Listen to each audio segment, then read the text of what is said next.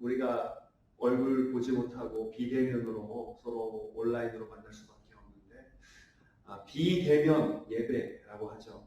얼굴을 서로 대하지 않는 예배, 우리가 지금 그런 예배를 드리고 있는데 정말 무서운 것은요.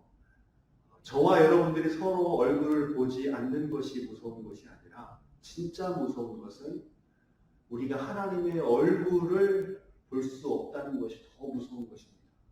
진짜 하나님의 얼굴을 우리가 볼 수 없는 그런 의미에서 비대면 예배가 더 무섭고 심판일 수 있습니다. 그래서 하나님의 얼굴을 본다는 것의 의미가 무엇인지 오늘 좀 구약에 있는 말씀들을 같이 생각해 보면서 또 예배의 의미들을 정립해 봤으면 좋겠어요.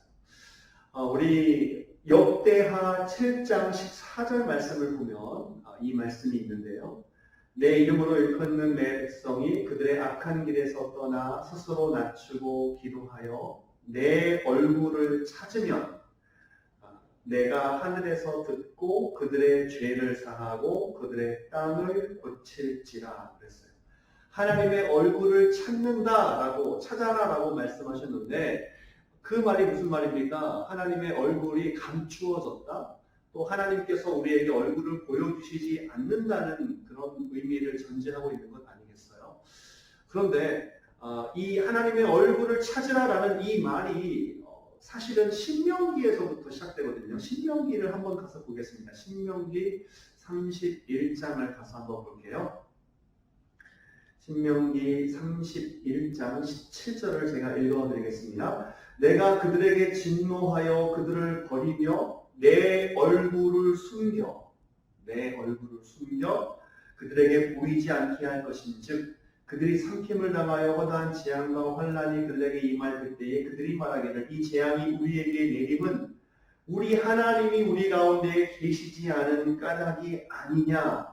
하나님께서 얼굴을 숨겼다는 의미를 하나님께서 우리와 함께 계시지 않는다라는 의미로 지금 성경이 말을 해주고 있는데요. 18절 또 그들이 돌이켜 다른 신들을 따르는 모든 악행으로 말미암아 내가 그때에 반드시 내 얼굴을 숨기리라 그랬어요.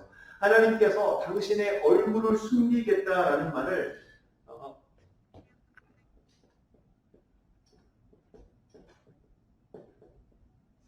신명기 31장 17절 18절에서 하나님께서 얼굴을 숨기겠다라는 표현을 두 번이나 하셨어요. 얼굴을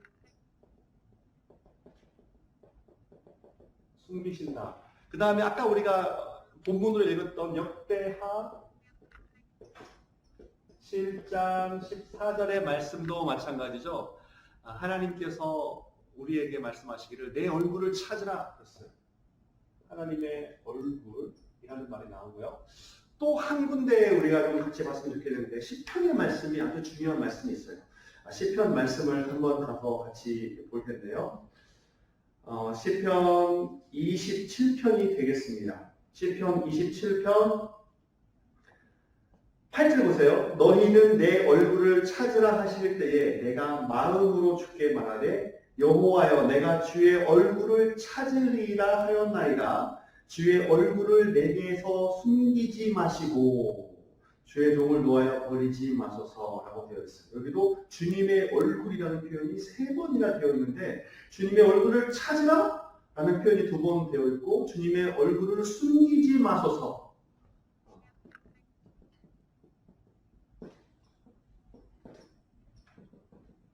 숨기지 마소서 찾으라. 찾으라 한 번 나오고요. 이것이 시편에 나오죠. 시편 27편에 우리가 나온 것을 살펴보았습니다. 시편 27편 8절 9절에 나온 것을 우리가 보았는데요. 그러면 이 공통적으로 이 하나님의 얼굴이라는 의미를 우리가 한번 같이 추적해 볼 텐데 이 표현이 어떤 상황에서 쓰여졌는지 한번 보자고요. 그 문맥을 한번 같이 보자고요. 공통적인 문맥의 환경, 배경이 있습니다. 시편 27편 먼저 볼게요. 시편 27편 타를 보시면 내가 곧 내 평생에 여호와의 집에 살면서 성전에서 사모하는 것이라. 여호와의 성전이라는 표현이 되어 있죠. 그리고 5절에 초막 속에, 그의 초막 속에 비밀을 지키시고 그의 장막. 초막, 장막이라는 표현이 이 가운데 있는 표현이 이미 되어 있고요. 그 상황 가운데서 다윗이 고백한 거예요. 하나님의 얼굴 찾으라 하실 때에 주님의 얼굴 내게서 숨기지 마시옵소서 라고 고백했던 거예요. 그러면 두 번째, 역대하 7장으로 한번 가서 보겠습니다. 역대하 7장 14절을 보시면 이 말씀이 어느 배경에서 나왔냐면요. 솔로몬이 7년 동안 하나님의 성전을 짓고 낙성제, 하나님 앞에 성전을 올려드리는 그런 제사를 드린 후에 말씀하신 거예요. 하나님께서 찾아오셔가지고 말씀하신 거라고요. 자, 11절 보겠습니다. 솔로몬이 여호와의 전과 왕궁 건축을 마치고, 그 다음에 12절에 밤에 여호와께서 솔로몬에게 나타나사 그에게 이르시되 내가 이미 내 기도를 듣고 이곳을 택하여, 이곳은 성전이죠. 이곳을 택하여 내게 제사하는 성전을 삼았으니. 자, 성전. 제사하는 성전. 이렇게 좀 구체적으로 서술되어 있죠. 자, 그러면 신명기도 한번 가서 보겠습니다. 신명기 31장이었죠. 신명기 31장 17절 이 말씀, 17절 18절 이 말씀 그 앞에 어떻게 하나님께서 모세에게 어떻게 말씀하시냐면, 자, 14절부터 보시면 여호와께서 모세에게 이르시되 내가 죽을 기한이 가까웠으니 여호수아를 불러서 함께 회막으로 나아오라. 함께 회막으로 나아오라. 그 다음에 내가 그에게 명령을 내리라. 모세와 여호수아가 나아가서 회막에 서니. 자, 지금 회막에서 말씀하시는 거죠. 그 다음 15절 여호와께서 구름 기둥 가운데서 장막에 나타나시고. 같은 말이에요. 회막 장막. 장막에 나타나시고 구름 기둥은 장막 문 위에 머물러 있더라. 장막이 또 두 번 나와 있죠. 자, 그러면 공통적인 것이 대표적인 하나님의 얼굴을 숨기신다, 찾으라라는 표현이 나와 있는 구약의 이 말씀들의 공통점은 무엇이냐면 하나님의 임재를 상징하는, 하나님께 예배하고 하나님께 제사하는 그러한 공간, 그러한 자리에서 말씀하신 거예요. 회막에서, 장막에서 이 말씀하신 거예요. 내가 얼굴을 숨기겠다. 그 다음에 내 얼굴을 찾으라. 이 말씀은 어디에서 하셨냐면 성전, 솔로몬이 지은 성전, 그 제사하는 성전에서 말씀하신 거라고요. 이 성전을 짓고 난 다음에 그 다음에 시편에 있는 다윗에게 하신 말씀도 27편에 나와 있는 말씀도 마찬가지예요. 여호와의 집, 성전, 초막, 장막. 이 공통적인 이 장소의 특징은 무엇입니까? 하나님의 임재를 상징하는 것이고 하나님께 예배하는 자리, 하나님께 제사하는 자리에서 하나님은 오히려 내가 내 얼굴을 숨기겠다. 내 숨겨진 얼굴을 찾으라라는 말씀하셨거든요. 여러분, 이것이 무엇을 의미하는지 아십니까? 우리가 하나님의 임재를 경험하고 하나님의 함께하심을 느끼는 그런 현장은 예배당, 또 특정한 장소, 기도하는 장소, 거기에 머물러 있지 않더라는 거예요.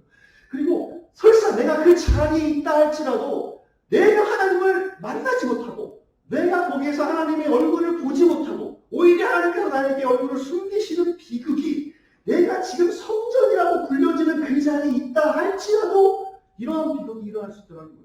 그 진정한 비대면, 이 비대면 예배, 제가 여러분에게 지금 말씀드리고자 하는 이 비대면이라는 의미는 우리가 하나님의 얼굴을 만날 수 없고 볼 수 없는 그런 비극적인 비대면을 의미하는 것인데, 이것은 우리가 생각하고 있는 지금 우리 현실 속에서 일어나고 있는 정말 우리가 교회에 갈 수 없고 전염 때문에 갈 수 없고 또 만날 수 없는 그러한 공간적인 제약의 문제가 아니라 공간 안에 설사 있다 하더라도 내가 하나님을 만나지 못하는 비극이 일어날 수 있다는 거예요. 그러면 진짜 우리가 경계해야 될 비대면 예배는 무엇입니까? 우리가 진짜 우리의 위기의식을 가지고 겸손하게 긍휼을 구하며 정말 하나님의 임재하심과 또 하나님의 함께하심을 우리가 바라봐야 될 그러한 예배는 무엇이냐고요. 우리가 함께 모여서 예배하는 그런 예배도 물론 있지만 진짜 예배가 무엇인지, 진짜 하나님이 우리를 만나주시는 그러한 현장이 어떠한 의미의 현장인지를 우리가 생각을 해야 된다. 온라인으로 집에서 예배를 드리고 있다고요? 여러분, 그곳이 하나님께서 만나주시는 자리가 될 수 있습니다. 그곳에서 우리가 하나님의 긍휼을 입을 수가 있고 하나님의 구원하심을 경험하면서 그분의 말씀과 그분의 놀라우신 역사들을 경험할 수 있는 예배의 현장이 될 수 있다. 그런데 내가 정말 하나님에 대한 신앙과 믿음과 또한 내 삶의 그러한 진실성이 없이 함께 모이기만 하면 그게 예배가 됩니까? 아니요. 진짜 하나님께서 나타나셔가지고 7년 동안 지은 솔로몬의 성전에서 예배를 드린다 할지라도 하나님께서 얼굴을 숨기신다고 하셨거든요. 그러면 장소의 문제가 아니라는 거예요. 이건 형식의 문제가 아니라는 거예요.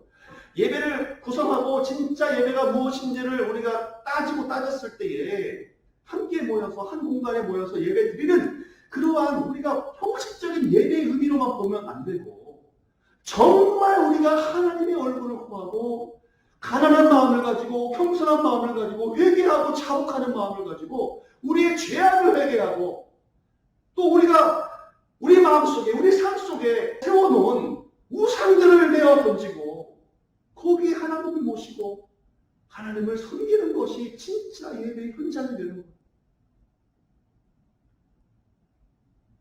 진짜 무서운 것은 하나님께서 우리에게 당신 얼굴을 감추시는 것입니다. 우리가 서로 얼굴을 보고 인사하고 반갑게 환영하고 또 교제하고 하는 거 좋아요. 그러나 진짜 예배의 의미는 2차적인 그러한 우리의 교제에 있는 것이 아니라 1차적으로는 하나님을 만나는 것이거든요.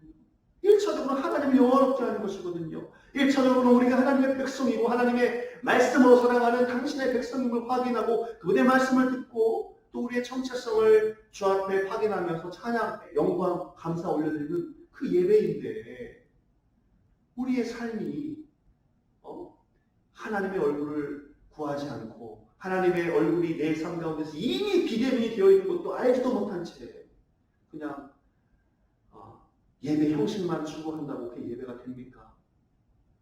저는 우리 청년들이 비록 이 자리에 함께 모여서 예배할 수 없는 지금 작금의 현실 가운데서 안타까운 마음이 있지만 제가 간절히 바라고 원하는 것은 여러분의 가정에서 여러분의 삶의 자리에서 진짜 나는 이미 비대면의 예배를 드리고 있는 것은 아닌가 돌아봤으면 좋겠어요. 진짜 하나님께서 지금 내게 얼굴을 향하고 계시는가?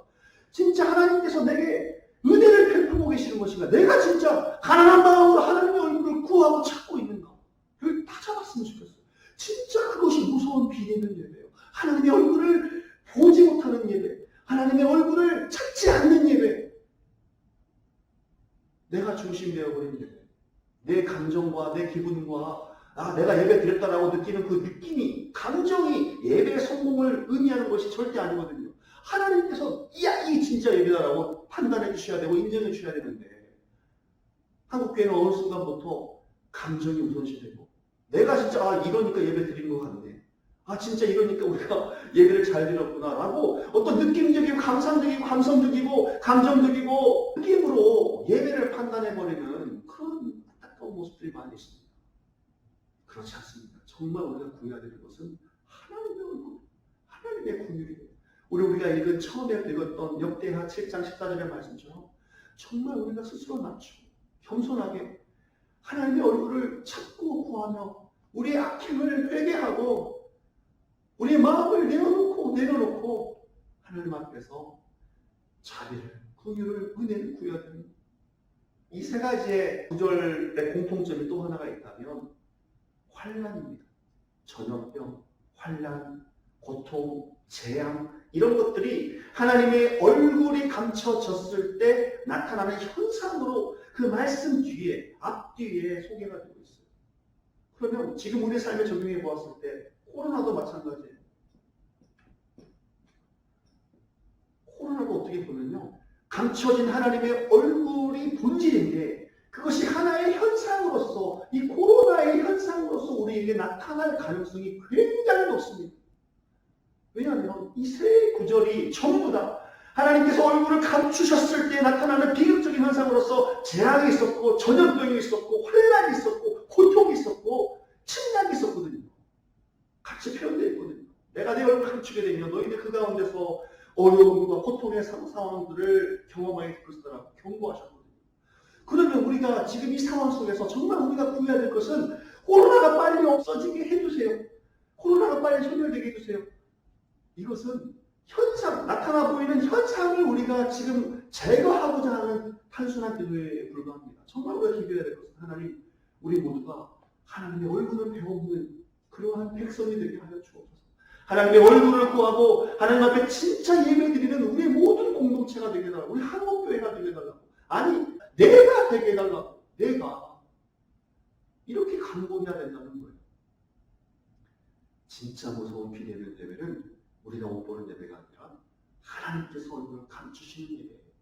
그러한 예배가, 그러한 비극적인 예배가 우리 청년들, 우리 각자의 마음속에, 삶 속에, 가정 속에 절대 일어나지 않기를 각별히 주여 겸손하게 하나님의 얼굴을 보고 진짜 우리의 믿음을 주 앞에서 점검하고 주님께 믿음을 가지고 나아가는 우리 청년들 다 될 수 있기를